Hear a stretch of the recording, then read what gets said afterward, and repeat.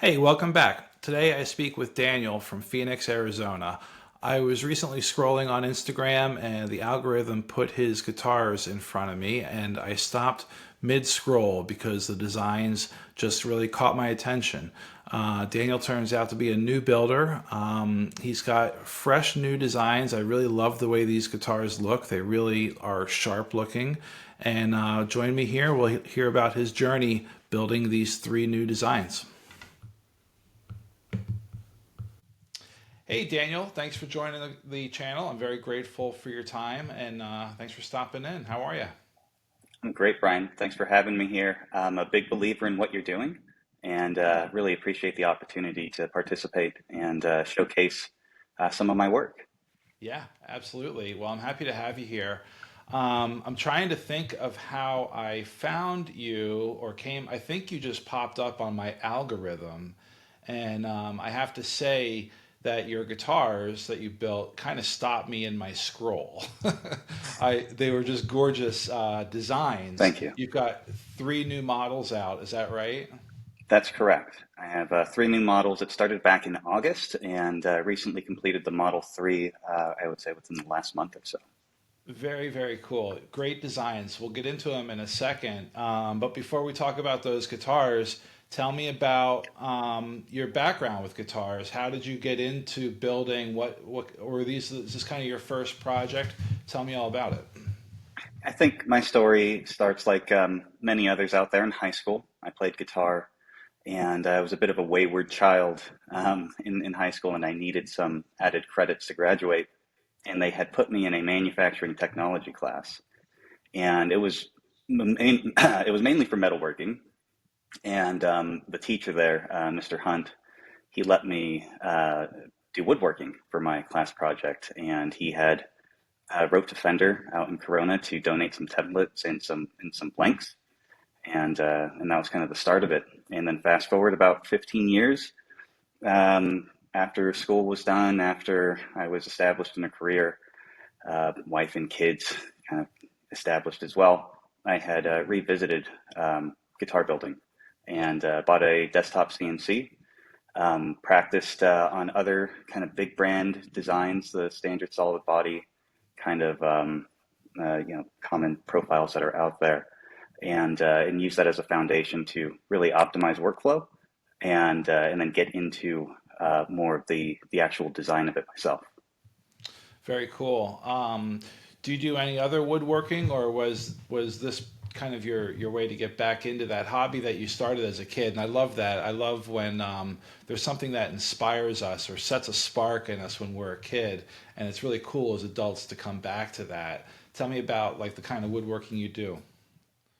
This is mostly it. Yeah. I really focus on guitar building, and it's just about repetition and workflow and optimization. I'm a product manager by profession, and so I pursue all of this through a lens of product management and continuous improvement, and always trying to keep things interesting and challenge myself as well. But what I do with some of the scraps that I have from a lot of figured wood is I'll turn it into cutting boards that I then gift out to family and friends. Yep. But nothing too heavy duty. My wife wouldn't let me install shelves, even though I think I'm ready for it. But mainly sticking with guitars. That's great. Well, it's building guitars is a fun niche. Um, did you start out with a kit, or how did you learn to put the whole thing together? It's just trial and error. Yeah, yeah, yeah. And it Um, was there's some websites out there where they yeah. have DXF files. The Mhm. Electric Herald, I believe, was the name of the website, and they gave really good starting points. I don't think it was scaled properly, and so you'll have to do your own measurements. And again, these are going to be the big brand body styles out there. Yeah. But that's where I got started, is just understanding how the SVGs and DFX files import into a workflow tool. Hmm. And there was only a small bridge between that and my day job and the tooling I use there, which is an Adobe based product. And then I Hmm. was able to then convert inches into pixels and then do guitar design work directly within Adobe.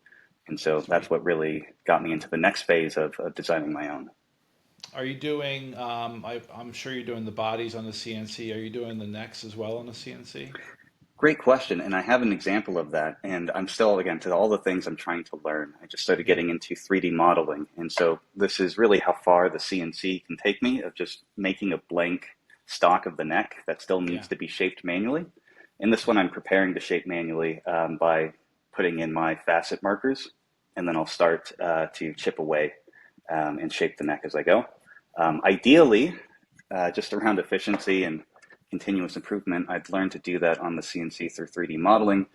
But also personally, I really enjoy the part that's by hand, hmm and it's a good relief of just stress from the day. And so you're in yeah, there you're, with the wrap saw and just working away at it.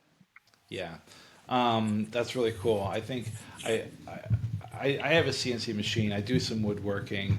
The body is not as intimidating to me as I think building a neck would be, because when you're taking off material by hand, you can't be too aggressive. You have to be on your radius.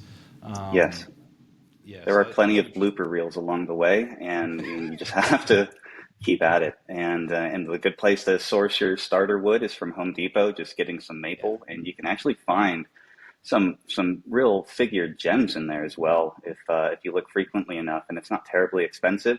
And hmm so you just have to keep at it until you get it right. And I've had plenty of those where the facets were wrong, and yeah, it stuck out to me as a sore thumb. It didn't look right in the sun, and you have to just do it over again. And it's frustrating, but it's also what you use to build. yeah. As you grow in this. Yeah, you're right. I'm sure there's a lot of trial and error, and that's a great tip. You know, I've had some good luck at Home Depot too with their hardwoods. You can find some nice stuff in there. So that's a good tip. Any other tips for people who are keen to just start out building electric guitars? Where would you suggest that they start? Building a I kit, think or just how would you suggest they get into it? it depends on what their comfort level is. I think it's a great way to step into guitar building if you buy a DIY kit where the Mm-hmm. body and the neck are already pre-manufactured, and you're really just going through the finishing process of in the electronics. And so if you can start there and you have a real interest, I think that could then be used as a stepping point into getting a type of desktop machine. If you want to go the CNC route, there's also templates as well, and you can use a bandsaw and a trim router to accomplish the same effect. But it's most important to get started. I think we all set our own barriers that kind of limit us into taking that first step, and that's what's really going to be holding us back. And so, Yeah. for my guidance out there for anybody who's interested in doing this, just start somewhere, wherever your Yeah. comfort level is. It's funny. That's the same answer that the last guy told me when I asked him the same question. He said, "Just start," and I can relate. You know, I dragged my feet even starting this YouTube channel for a long time. I've had this idea for a long time, but it was just you know nothing was perfect. I said, "Let's just start and just try to be consistent and let's go." So that's good advice for everything. Just get going. Just start. Right? Yep. Um, Absolutely. let's get into your guitars, and I want to talk about the design the three designs that you came up with, because they're super unique and they're beautiful. And I want to talk a little bit about like how you came up and what the inspiration was. It's not quite a Les Paul. It's not quite a Fender type model. It's very unique. Tell me about where the design came from for these. There are just various interpretations of hmm sort of guitars I've seen out there. Like you mentioned, it's an interpretation of a Telecaster style with maybe more of a European modern sleek to it. But the way that I look at all of the guitar designs is that they have to feel like a cohesive family. And it's just the hmm product management background. So they all have to look like they are very similar in aesthetic. hmm And I think it's important to have something that has some level of appeal. And so as I work on these and I try to see, does that look different enough in the industry or what we would see to gain some attention? Is it a design that I could be proud of that's also consistent with my current skill sets at this very moment? And does it give me a kind of first step in starting this journey of introducing my own series of guitars that I've fully designed myself and built myself? And I believe that, they really did accomplish all of those. And so it was a yeah, I just felt like it was a great place to start with my own designs and begin with those interpretations of others, and then kind of see how I can differentiate from there. Well, you certainly achieved that. There is certainly an aesthetic that goes across all three models, and you having a product management product background makes a lot of sense when you see these because they do. They're very cohesive. They look great together. They're super unique. Can we see? Can you show me Yeah, each of them? absolutely. Let me grab the Model One, Yeah, Model and One. this one is was my first one that I did. There's a story behind the wood here. It is shoestring acacia that I had sourced locally at, well, I refer to as my home base. I think we all have a woodworking home base in our community. Mine just happens to be woodworker sourced in Tempe, Arizona. And they had this beautiful slab, 8-quarter slab of shoestring acacia, and it had some incredible figure to it. And it stood out because it looked a lot like Tasmanian blackwood or koa, and it's an acacia, so it fits within that kind of family. And it was also relatively cheap compared to those woods. And so I had jumped on the opportunity and snagged that up. And they also had some figured walnut in as well. And so I had constructed this whole thing from material that I had sourced locally within Tempe, Arizona, even the Murado fretboard and the genuine mahogany neck. They had stocked all of that there at my home base. But so that was a great opportunity to test out the Model One, Yeah, and also practice double laminates with double binding. yeah. I was going to say the binding is great, and that's kind of a was that difficult to do when you're just starting out with these first models? Yes, Yeah. absolutely. And there's going to be some blooper reels along the way. And some of those you can revisit later as you've gotten better and you've repeated the process. Yeah. But I've had no shortage of binding chips in my garage because I had to take them off with the trim router so I can put them back on again because there was something I didn't like about it. But Gotcha. with enough repetition, you get a bit more comfortable in doing it, and it becomes less problematic as you go and you have some more efficiency with it. The wood tones look great together. The colors look awesome. The binding is Thank you. sharp on it. Um, you're doing it's a walnut back, right? Or walnut body with the acacia top. It's got acacia on both sides, Oh, okay. and then walnut in the middle, so it's all I hollowed see. out, and Yep. it's all top loaded for the electronics. Very cool. Very cool. And all those pieces you're doing separately on the CNC, right? Correct. So I have the fretboard that I will mill from a blank, Mhm. and to the limitations that I have, I don't do the shaping of the radius on the CNC. I actually use a radius jig from a person I met along the way called Dan Nosetti, who has these custom jigs that he sells on Etsy. An incredible person as well to just engage with if you have any questions. But that's where I had started off. So it's a blank on the CNC, and I use a jig to get the radius. And then same thing with the neck. I will carve the blank out of it, and so that it's kind of a two-dimensional shape on a three-dimensional surface, but it's not, I don't have any of the contour on the neck profile itself, and then I'll do that part by hand. Cool. Can I see the headstock on that? Yeah, absolutely. Yeah, I love the offset tuners on that. I think I Yeah, saw a picture of that online. That looks really sharp. thank you. Every little detail is great. Even the fret marker, the markers, the way they kind of dance around the fretboard like that, look really Yep. cool. And I try to use that as a standard theme as well to give that cohesiveness, but also introduce some level of variation. Like with this one here, how it's got the block on the 12th Yeah, position. And then the other Model 2 has the block outline. And so always cool. trying to keep things different, but also cohesive with some of the prior work that was done. Yeah. Just again, that lens I bring with the product management background. Well, job well done. That's beautiful. That's Model 1, right? You've got two more Yes, models? I do Yeah. have two more. Let me Let's see grab it. Model 2. And so for Model 2, I needed to do something that was vastly different. And so couldn't really follow a similar body profile as the Model 1, but it also gives me a platform that I can use for other variations of the Model 2. And so we've seen I've recently posted a 3D model of the Model 6 coming out, which is kind of based off of this platform shape, although introduces some unique nuances to it as well. But the Model 2, um, also double binding. Hmm. The only difference here is that it is not a double laminate. It has Hmm. the Sapelli ribbon cut on the back. Yeah. Yeah. I love And then that the, shape. I think Gibson Firebird when I see that, and yeah, just really unique shape. They're terrific. thank you. And then Um, also sticking with the hollow body as well for this kind of batch of guitars. And so just another one of those areas where I'm looking to what have do a they common come in theme. at weight wise? Are they all about the same weight? And what is that?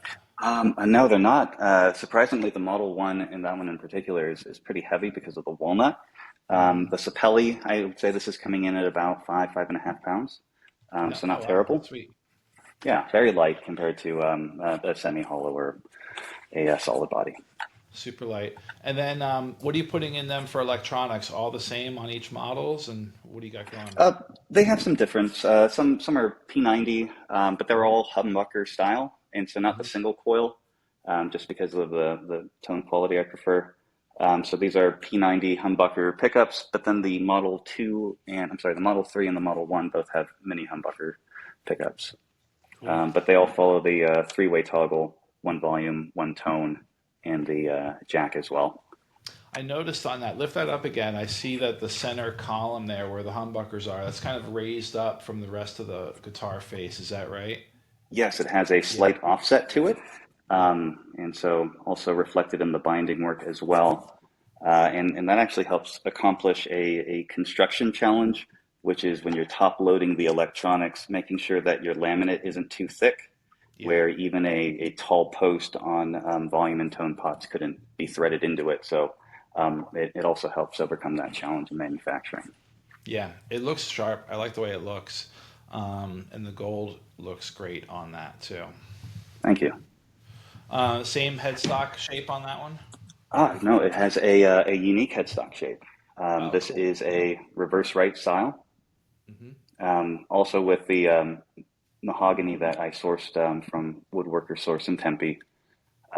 Except this one has I think this is a roasted blister maple Hmm. versus roasted bird's eye, and the slight variation on that 12th position marker with the um, Alpine versus the solid block. Very nice. Great. All right, let's check out Model 3. All right, Model 3.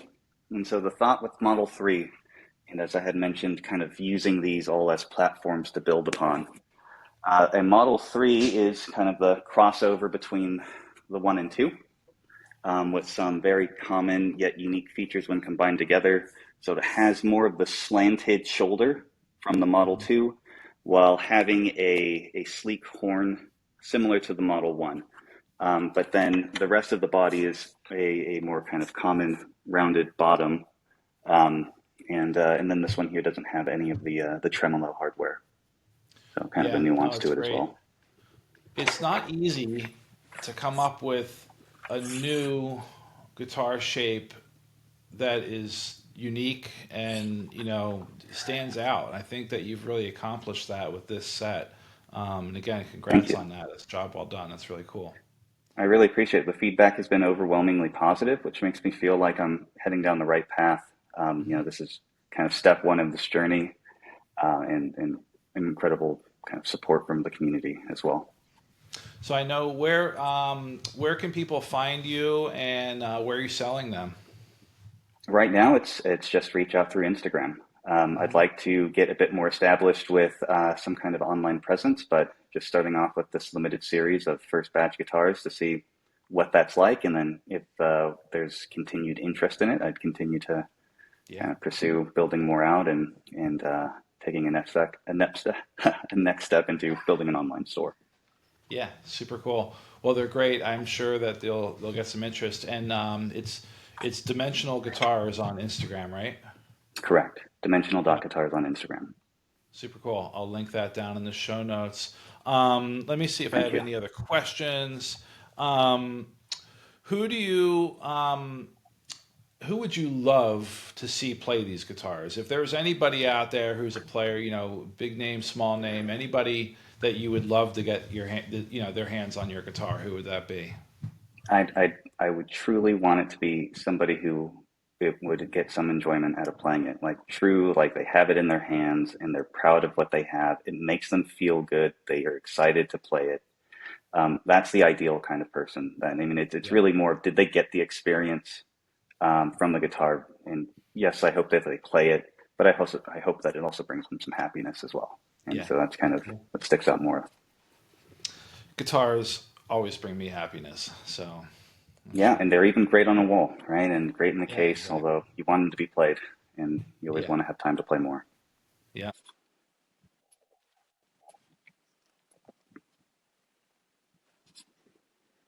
Thanks, Brian, and really looking forward to some future shows as well in your series.